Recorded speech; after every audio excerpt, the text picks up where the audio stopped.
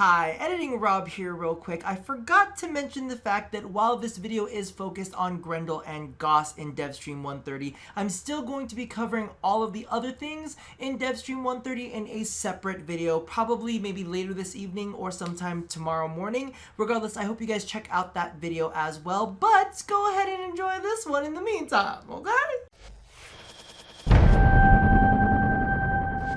Hey, what's up, my crispy little plantains? This is Rob from The Gay Guy Plays, and today on #confirmed, I have consumed 2 slices of cake as well as a Butterfinger, so I am raring and rampaging on in to Devstream 130 to give you all of the info that I possibly can on the dynamic duo, the terrible twosome, the best booty buddies, Grendel and Gauss. Now, straight out of the gate, I do have some bad news. Originally, Grendel and Gauss were going to be released at the same time. However, DE is actually splitting them up in order to get us some content as soon as possible, which, to be honest with you, I'm kind of all for, mainly because of the fact that I don't want to sit here on my butt all day with all of this sugar running through my veins doing absolutely nothing. So Gauss is actually going to be launched in the next mainline update that they're hoping to get out by the end of August. Now, this one is actually going to contain some really nice bits. We've got a disruption mode expansion. We've got a ribbon cap increase up to 120, which will be very, very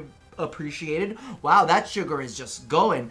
We've also got Look Link and Mod Link. So for those of you guys who don't know what that is, it's going to be a new system in-game where you can actually link your current customizations and other players can look at it, put it on their current Warframe, or equip the other Warframe and put it on that Warframe. That way we can help out with some customization issues, as well as the Mod Link, which will do something very, very similar, but in the mod world instead of the outfit world. They're also going to be shipping the 1,000 friend cap, which I'm kind of nervous about because I'm pretty sure I've got over 1,000, so some of y'all might get cut off. I'm not manually defriending you, okay? If that's the case, it's just what's happening. Also, we're going to be getting Sentinel ribbons, which will be available through Samaris, and then we've got the guitar thing that they decided to spend their time on instead of, fixing the Razor Wing Titania vacuum issue, because it is an issue. Just saying. Regardless, let's go ahead and take a look at what's coming with that, because not only is Gauss coming, but he's also got 2 signature weapons. So the first one we've got is the Accelitra. Now, from what I've seen, this is basically a projectile-based automatic rifle. Now, I wasn't 100% sure if it was Rebecca's sloppy aim, but it could potentially have an explosive projectile. Not 100% sure on that. Either that or the weapons got low accuracy and it was just kind of spraying bullets all over the place, which is potentially what could happen. But they did say that it has a unique passive where if you are sprinting, the reload speed is increased. So you're reloading faster as you're going faster, which totally fits the Gauss theme. Next up, we have the Acarius, which is a dual sidearm. And this one is really, really interesting because it looks to have seeking missiles that arm, so it might take a second to arm because Rebecca was trying to get some distance from an enemy, so I'm not sure if it takes a while to arm, like a little bit of a charge up time, or if it actually just is kind of like a seeking missile that needs a little bit more distance to be more accurate, it kind of like arcs in, because you've seen all of those kind of like tracking weaponry in Warframe where like the projectiles track but they don't necessarily like lock on. These ones, however, from the footage did look like they locked on. Now, one of the things that I actually did was, as they were kind of transitioning through the scenes, I did take a look at the stats for the Acarius, because that's the only ones that came up. It did seem a little bit light on the critical chance, sitting at only 6%, and I believe it was like a 1.6 critical multiplier, and it was heavier on the status end, sitting at 28%. It did look like it was unmodded because it was only rank 2, so I don't think that there was really anything, on there. It also had a base damage combo of impact and blast, which is pretty standard, so you usually get you impact of the actual projectile itself, and then you get the actual blast. It is a dual secondary, so it's like a dual grenade launcher pistol thing, so you're going to be firing off 2 projectiles at once. So I'm really, really excited for that one because it looks like it has a really, really cool reload animation, kind of like canisters that come up from the front of it. It only had a magazine of 10, so it looks like you're going to get 5 shots if you're firing off 2 shots at once. Can't wait to play around with that one, just as long as there's no like self-damage on explosion. Please don't do this to me. But yeah, so that's what's going on with Gauss, and for those of you guys wondering where you're going to be getting Gauss from, he will actually be attached to the disruption mode expansion. You'll be able to find his parts there. They haven't given us any solid details on that, but that's where you're going to be able to find him.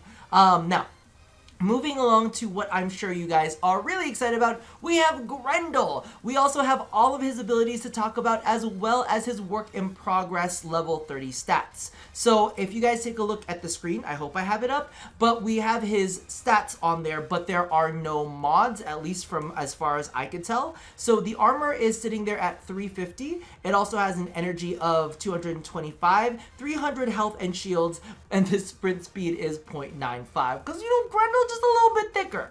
Grendel's, listen, there's a lot of mass to move, and it could be muscle mass. You know, some muscle weighs more than fat. So I'm just saying, that's probably why he's moving a little. You gotta have really thick legs to support extra weightness. I'm just saying. Grendel's passive is actually going to be for every enemy currently feasted on. I don't know what to consumed. We're gonna call it consumed. Every enemy that is consumed and currently sitting in his belly is actually going to increase his armor. So with a base armor of 350 plus the armor off of that, for every enemy that is consumed, including all of the mods that you decide to put on him, I think that it's actually going to be pretty tanky. Now, moving on, his first ability is Feast. So this seems to consume enemies in a cone in front of him. From all of the footage that I've been seeing, he can consume multiple enemies at once, and D.E. Scott did point out that you can actually turn yourself as you are in the consume animation to kind of like sweep your consumption over a group of enemies. Now, keep in mind, the more enemies that you consume, the more energy it's going to be draining from you. It seems like it's going to be an energy drain for each enemy.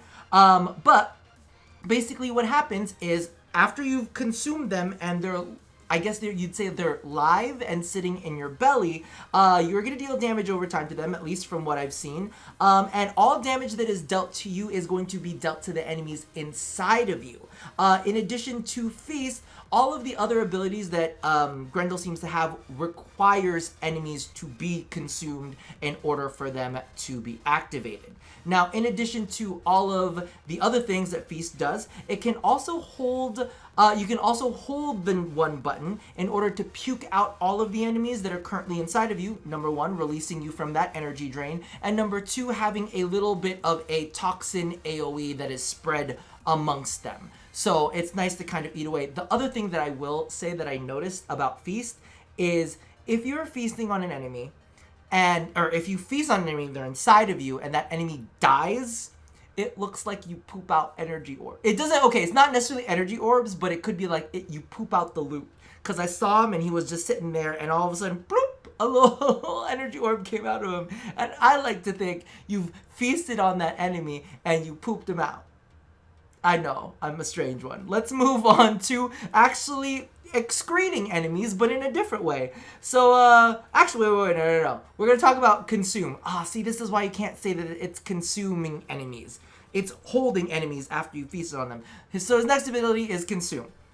So what happens is you have 3 different AoE buffs when you consume an enemy. They said that there's a UI that you're going to be able to select which enemy you want to consume for which buff. Unfortunately, that was not something that I saw on the screen. If I missed it, let me know in the comments below, because I definitely didn't see like a little selection area, because I was picturing something along the lines of like Wisp, where you can kind of rotate through. But basically, you hit consume and you can get one of 3 different buffs. So one is an energy booster, and that grants bonus energy whenever energy is restored. So if you've got like an energy orb, you'll get more energy off of it, kind of like an arcane energize, but this one seems to be guaranteed, and they haven't like said how much you're going to be getting back. So that's nice. The next one is on damage. Whenever you're damaged, you have a toxin AoE. So whenever somebody hits you, you'll be able to kind of like reflect that back in a toxic gas, kind of like he's farting.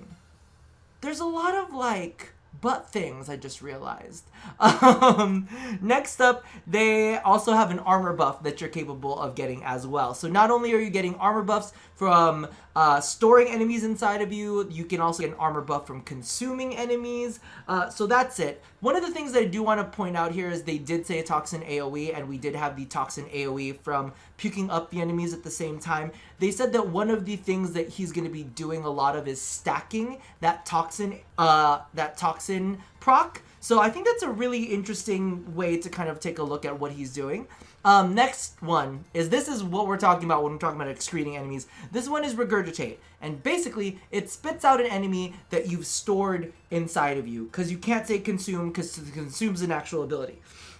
From as far as I've seen this one seems to be the most bland of his abilities, because I saw it in action, and yes, while it does spit out enemies and you can spit them directly into the air, and like right now there's no gravity attached to them, so they'll just float out into space. I'm sure soon enough you'll be able to spit them up and they'll come falling back down, but there didn't seem to be an area of effect attached to this. I've seen Rebecca literally fire into a group of enemies, completely miss, and that guy just stands back up. I've seen her kill enemies with this, but it doesn't seem to have anything attached to it. Basically what I'm saying. You basically just spit an enemy out, and that's that. I hope that they do something a little bit more to this, because that one does seem a bit bland. Maybe something that has to do with scaling. We'll see. And then last but not least, I think is the star of the show, which is called Meatball. And let's be... Okay. We saw Korra's Strangledome, okay? And a lot of people thought that the name was kind of cheesy.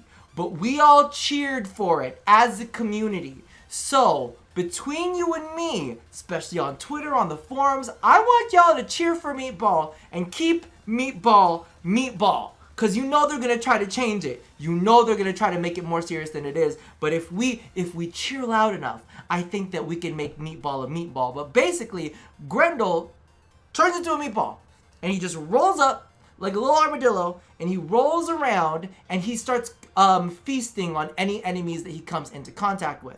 Now, the thing to keep in mind is this is a physics-driven ability.